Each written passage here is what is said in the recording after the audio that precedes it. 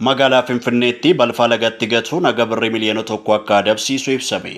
Abbaan taayitaa eegumsa naannoo fi kabachiisaa dambii bulchiinsa magaalaa Finfinnee dambii misooma qarqara lageenii fi ittisa faalama magaalichaatti hojiirra ooluu ifoomsee jira. Dhuma kanaan qaamni qajeelfamoota dambii kana keessatti heeraman cabsee dhaabbanni haga birrii miliyoona tokko namni dhuunfaan ammoo haga birrii 500,000 akka adabsiisu eeramee jira. Abbaa taayitaa eegumsa naannoo fi kabachiisa dambii magaalaa Finfinnee fi biiroo bareedinaa fi misooma magariisaa magaalichaa waliin ta'uun raawwii dambii 180 muraa 2017 irratti hooggantoota fi ogeessotaaf leenjii hubannoo uumuu laatanii jiru. Haaluma kanaan dhaabbanni balfaa gogaa fi dhangala'aa qarqara lagaatti gate birrii miliyoona tokko namni dhuunfaa balfaa gogaa fi dhangala'aa lagatti gate ammoo birrii 500,000 akka adabamu ibsamee jira. Akkasumas qarqara lagaatti fincaa'uun birrii 2,000 qulqulleessaa dhangala'aa osoo hin qabaatiin konkolaataa qarqara lagaa irratti dhiquun birrii 400,000 beeladoota bobbaasuu birrii 30,000 dabalataan zayitii boba'aa fi saamunaa dhangala'aa lagatti makuun birrii 400,000 akka adabsiisu ibsamee jira. Abbaa taayitaa eegumsa naannootti daayirekteerri raawwii seeraa obbo Lammeessaa Guddataa akka jedhanitti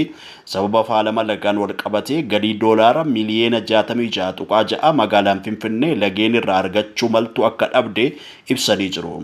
Qorannoon baankii addunyaa bara 2019 geggeesse akka mul'isutti magaalaa Finfinneetti foolii faalama lageenii uumuun wal qabate namoonni 219 dhukkubsatanii 57 ammoo du'uu isaanii ibsee jira.